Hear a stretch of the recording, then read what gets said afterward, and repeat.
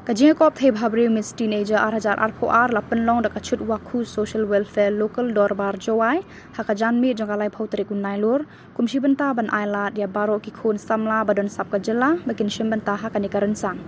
hakani kasngi kasamla Ashwarya Malang basong basa hakli yong riang jawai kalara ya kanam job kadba ka emi chwa daka bi ladia nakasnong mustam kalara ya kanam first runner up badka odarika kamarwar basa hachut wakhu jawai kalara ya kanam second runner up hakajinga kop Miss Teenager 2024 karukum ya kop la penlong haki lai round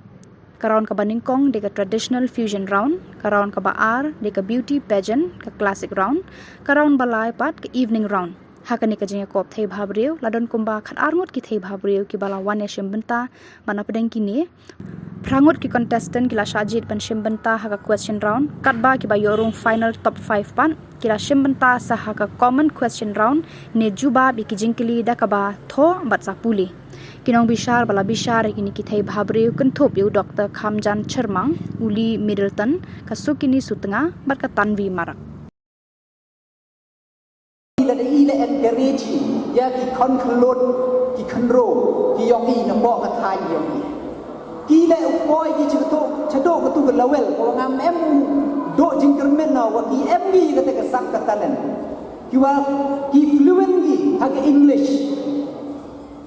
jadi yo ki semalu mala exposure ngam em wat tino wat ini ki konro kelot yo ina po rilom jai piala ni state ni hal yang yo ine uye ki compete kita di wall stage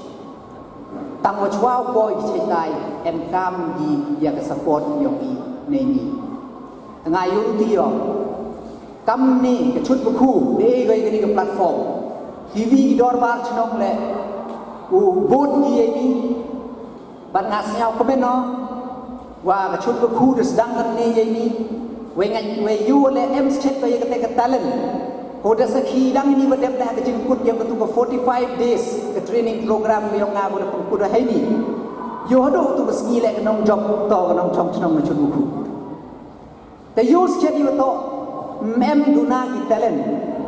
ha ki chnong ki thau yo te ngai skema walang ba nei ni le bat ko wi ai jing kerbat ne liang yonga ya di contestant bat kham tam ni kinong job nei ni man da job hi man hi kam gite ki ambassador kam gite ki nong rak tin ne benta wo fight wo ya klam kham tam ya ni ki jing jia hai jing to ki man be ni le kin thai le ni man be mai be boleh cuba man perdi visi jadul yang ia kepor di bentar cik MK cik cekri di bentar yang kedong cut muku kumaya ni untuk di kepor koi kalam ni dari kepor koi pedi ia gifted talent sekolah lain ia konekti kelut yang lain ki yang lain ini keram andai jadi man ini program cikentina kentin happy pecah haji itu program the briefing itu hedgehog yang konteks yang ini program man ko kubi nak podium ko ikalan yang ki control yang ki ko perform ki yang ki gifted talents ko blind rapnya mo yo ikam kini untuk dekat ke podium yang fashion dan ni ko yo wujud mengkulai macam handai ki bi tuan ki bentar la yo bagi organize ki program ko per lah ki sport lada hakar wai ke siau laiwan bentar Tito jurati ya ka podium dan kata kebentar koman kam kopi nakilat kopi encourage ya konflikti yang yo ki gani bentar jadi perkat i gani wala kat ni ki ko chong itu ngai ajan membuat pagi wan kita support wan kita ibor in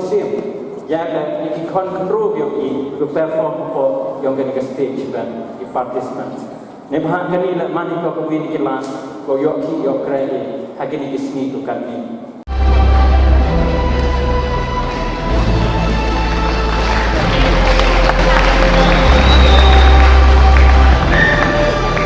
This question number 2 and your question is according to you what is more important money or fame why Thank you sir for the question. According to me being famous or being rich doesn't matter.